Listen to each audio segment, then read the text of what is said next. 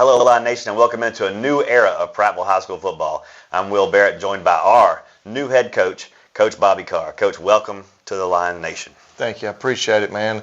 Super excited. It's an honor to be in this seat. A lot of great coaches that's coached in this, and it's been in this chair before me. So again, it's a tremendous honor, and I'm super excited. We've hit the ground running. Kids been working their tails off last 3 weeks, and already seeing a big difference. You know, a lot of people, ask me what's it going to take to get the old Prattville way back and such. So my biggest thing is, you want to create a standard, and if you're ever going to get to the expectations that people at Prattville have, we got to meet that standard every day. And our kids have really bought in, and our coaches are working their butts off to get our kids headed in the right direction.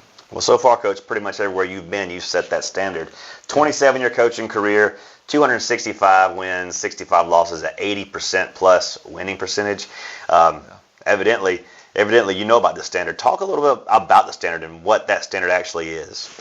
I just think, to me, a coach is just about instilling discipline and responsibility. And if you ever want to accomplish big things in life, accomplish big things on the field, you got to do all the little things right. And it's about learning to hold each other accountable, on and off the field. And I even talk about that. Some of my shortcomings I've had in my life with our kids. I want our kids to know it's important to be around people that are going to hold you accountable and make sure you're headed down the right road. And if you got to ask yourself, should I be doing this or doing that? You probably shouldn't be doing it.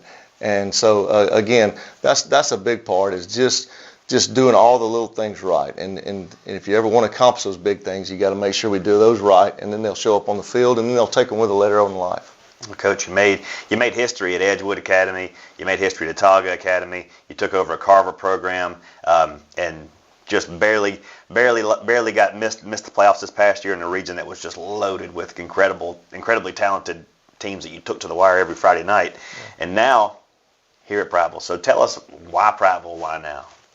It's just, I grew up in this area, and it was just an opportunity for me. I couldn't turn this down. Look, I've kind of been around the Southeast the last 3 years, and it's funny. I've got one portrait that hangs on my wall in my living room that says, "A man travels the world in search of what he's looking for and returns home to find it."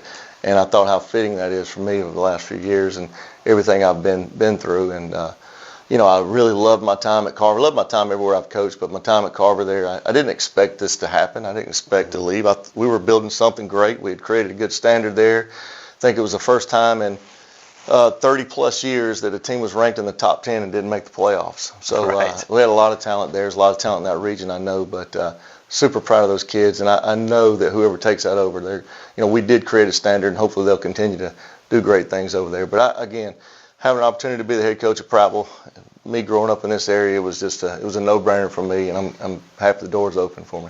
Well, we are too, Coach, and not just head football coach, but director of football operations. So you've got your hands on all football in this system. That's from 7th grade up to 12th grade. Talk about your vision in creating that funnel of excellence from 7th grade on up to the varsity. Yeah, it's right now I've been busy putting the staff together, 16 coaches, and still got a few slots to fill. But I think it starts down there in the middle school. And talk back years ago when I was at Edgewood, I think a lot of the success we had at Edgewood was we started we had our 2nd, 3rd, and 4th grade team, our 5th and 6th grade team, middle school, JV. Everybody had the same system. Everybody had the same terminology, and it was just really easy to make that transition. So I think you start there at the middle school area and build it from there. So you mentioned 16 coaching spots to fill. I know you've been busy, and some of those spots have already been filled. Talk about some of the new faces we're going to see around the program here. Yeah, I don't want to leave anybody out. I mean, Sure. I put together, Robert Johnson's a great coach. Been a head coach for 30-plus years.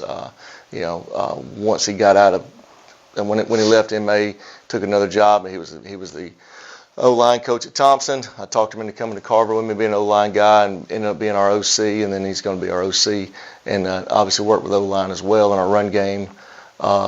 Jimbo Chappell just came in from Catholic. He's been over there the last 3 or 4 years and won 2 state championship. He's a great O-line coach. Hired another former O-line guy of mine, Trace Ott. Trace was a AISA Lineman of the Year. He's going to coach our 9th grade line. Thomas Johnston is the state of Alabama's all-time leading tackle. Played at Spanish Ford. He was Thompson's strength coach. It was good to have Tom. He also coached linebackers. Tavares Finley. Coach Finley was my strength coach last year at Carver. Does a great job. He brings that military structure in the weight room and does a tremendous job. So fortunate to bring him with us from Carver. We're still putting together a few other pieces of guys. Obviously, we're going to Eddie Brown is going to stay on staff. Coach probably outside backers. Marlon Bush. Marlon Bush was a great D-line coach. Heard nothing but great things about him, and I see why. He's going to be our D-line guy. Dennis Gardner was his assistant, and he's been doing a good job in the weight room with us. So again, all those guys have been doing a good job there. So just super excited about that.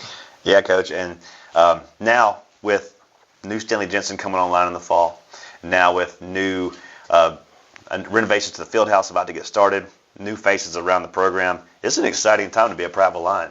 Yeah. And look, people think winning is hard. I don't think winning is hard. It just takes everyone. And I'm not just talking about the coaching staff and the players. It takes everyone pulling from the same end of the rope. We don't always have to agree. I tell our staff I don't want us to always agree, but we got to be pulling from the same end of the rope. A lot of times we'll meet as a staff, and when we leave, it's not even my idea. We're going with what's best for the group. And again, that's what it takes. It takes everybody, from alumni to the entire city, entire community. Well, Coach, we're very excited about what's going to happen in this new era of Prattville football, the Bobby Carr era of Prattville Lions football. It sounds pretty good, right? Yeah. You'll take it. Yeah. Well, I know you got a lot to do. You got a lot of work ahead of you, and we just want to wish you best of luck, and go Lions. Thank you. Appreciate you. This has been Coach Bobby Carr, and you've been listening to the Prattville Lions Update, and we'll see you soon. Go Lions.